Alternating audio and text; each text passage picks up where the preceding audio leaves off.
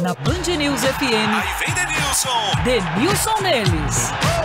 Oferecimento Iveco, de caminhões a ônibus Iveco, a montadora que não para de crescer. E Grupo Souza Lima, eficiência em segurança e serviços. Denilson, show, Denilson neles. Você sabe que eu não sei se eu me fio muito nas suas previsões, eu não sei se no dia seguinte eu fico mais alegre de acordo com os resultados, eu não sei se esse troço me mobiliza de alguma forma, mas eu tô feliz hoje, assim, eu tô satisfeito. Eu tô vendo, você tá muito contente hoje, tá feliz. Bom, aí, né, um grande abraço, meu parceiro, Pablito, prazer, ouvintes da Band News FM, mais um Denilson neles. E para a torcida São Paulina tá mais tranquilo. São Paulo conseguiu vencer o jogo de ontem na Copa do Brasil. A rádio fez o jogo ontem à noite aqui com o Arthur, com o Marcelo Duó, enfim, a Aline. E foi um jogo interessante no primeiro tempo, só para, enfim, contextualizar. O Vasco joga a Série B, é sétimo colocado da Série B, tem a possibilidade aí na próxima rodada de entrar aí no G4, que é o grande objetivo do Vasco. Mas independentemente da divisão, duas grandes equipes, né, de história no futebol brasileiro se enfrentaram na Copa do Brasil. Eu tenho uma lembrança amarga de 98, que eu fui eliminado pelo Vasco da Gama por 4-3 lá em São Januário, que foi meu último jogo vestindo a camiseta do São Paulo. Eu lembro que a gente ganhou o Campeonato Paulista num domingo, e aí na segunda viajamos para o Rio, nem comemoramos o título paulista, porque já tinha esse compromisso da Copa do Brasil na quarta-feira e a gente acabou perdendo para o Vasco lá. O São Paulo fez um primeiro tempo interessante, o Pablo, no primeiro tempo, enfim, o torcedor questiona muito a qualidade técnica do Pablo, e ontem, 2 gestos técnicos, só para simplificar, de um jogador que não tem confiança. Assim, eu até falei hoje no Jogo Aberto, que quando um jogador tem a confiança em um 9, um centroavante, fazedor de gols, quando ele tem a possibilidade de finalizar, ele finaliza, depois ele pede desculpa pro companheiro se ele errar. E o Pablo ontem fez o contrário, ele é o centroavante, ele é o cara que tem que fazer o gol, ele teve 2 oportunidades, uma no primeiro tempo, uma bola que a defesa do Vasco tentou afastar, ela sobra ali na altura mais ou menos do bico da área pequena ali, então ele tinha a possibilidade de dominar e fazer o gol, ou até mesmo bater de primeira, e aí ele tenta um passe pro Rigoni na altura da marca do pênalti, resultado, ele acaba errando. Então esse foi um gesto de demonstração dessa falta de confiança de um centroavante, e no segundo tempo também o Rigoni envolvido. Acho o Pablo entrando ali na altura da marca do pênalti ali, então ele tinha uma possibilidade de chapar de primeira no lado esquerdo do Vanderlei, ele tenta dominar pra frente e fazer o gol, só que ele erra o domínio, e aí ele perde a velocidade da jogada e acaba... Agora, ô Denilson, Sim. Eu ouvi você falando isso durante o jogo, inclusive. Olha, tá aqui um exemplo claro, quando aconteceu o lance do Pablo, tá um exemplo claro de falta de confiança. Você foi na lata. Sim. Foi o teu comentário na hora do jogo. E aí eu fico pensando o seguinte, bom, tudo bem, isso é algo que se pode perceber, ou seja, o técnico tem meios de perceber que o jogador tá sem confiança. Confiança é um troço que você só resolve colocando pra jogar. Você já sentiu isso na pele? Assim, você fica inseguro, você fala, pô, eu não sei.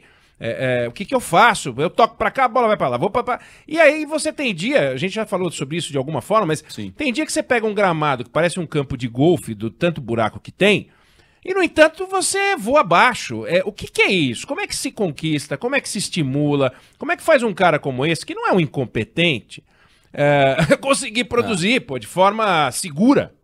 É curioso isso, porque tem jogadores que atuam por um time, e passou pela minha cabeça agora aqui, num passado já bem distante, quando o Corinthians com o São Paulo fizeram aquela troca de Jadson com o Pato, né? O Pato no Corinthians, o Jadson no São Paulo, nenhum dos dois jogavam bem com seus clubes, de repente surgiu aí a possibilidade de uma troca, pô, o Jadson voou no Corinthians, ganhou tudo no Corinthians, o Pato foi muito bem nessa primeira passagem, com o São Paulo, então tem algumas coisas do Ineg, Pablo ouvintes, que realmente não tem explicação. Assim, o Pablo, por exemplo, com o Atlético Paranaense, ele era referência, cara.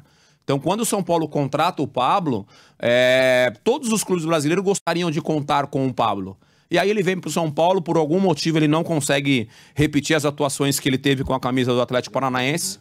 lesões, que também, obviamente, prejudica demais. E aí, respondendo o Oineg em relação à confiança, Oineg, é óbvio que essa confiança ela vem com uma sequência de trabalho, com uma sequência de jogos. Mas devido a essa maratona de jogos que, nesse caso, o São Paulo, mas enfim, todos os clubes que estão disputando outras competições, e o São Paulo tá dentre elas, não tem como você ficar repetindo o time 3, 4, 5 jogos. Então, dificilmente o Pablo vai ter essa sequência que provavelmente ele queira de estar 5 jogos jogando como titular, e aí a confiança automaticamente vem, e vem se falando, para não me estender muito, vem se falando na contratação do Benedetto, um jogador, um atacante, um centroavante, e aí se concretizar essa negociação, o Pablo passa a ser, numa conta aqui rápida, eu acho que o 5º ou o 6º atacante do São Paulo. Porque só para citar aqui o Luciano, o Éder, o Marquinhos, o jovem Marquinhos que vem atuando bem, o Vitor Bueno, que é um meia, mas tem atuado como um centroavante, aí você tem Pablo, então você tem uma série de jogadores nessa função, e aí, enfim, passa pela minha cabeça, ou uma sugestão de se concretizar uma negociação como essa, você chegar no São Paulo, Pablo nesse caso, chegar no São Paulo e falar, poxa, me empresta.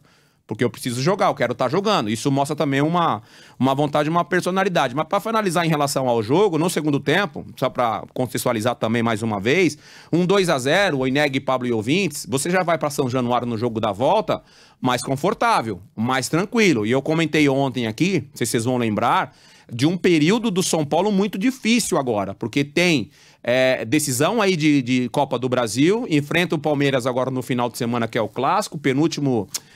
o São Paulo 17º colocado e o Palmeiras o líder do campeonato, e depois tem a decisão também de Libertadores. Faz o jogo da volta em São Januário, que pode ser uma eliminação de Copa do Brasil, por mais que tenha aí um resultado importante, mas o futebol a gente pode esperar de tudo, e depois enfrenta Palmeiras em Libertadores. Então São Paulo tem aí 20 dias ou um mês de jogos importantes, e não são jogos só que somam ali 3 pontos, você perde 3 pontos. São jogos eliminatórios. Então, o São Paulo pode entrar aí numa onda muito positiva, ou então, de repente, enfrentar aí uma crise ruim, até porque no Campeonato Brasileiro o São Paulo está na zona de rebaixamento.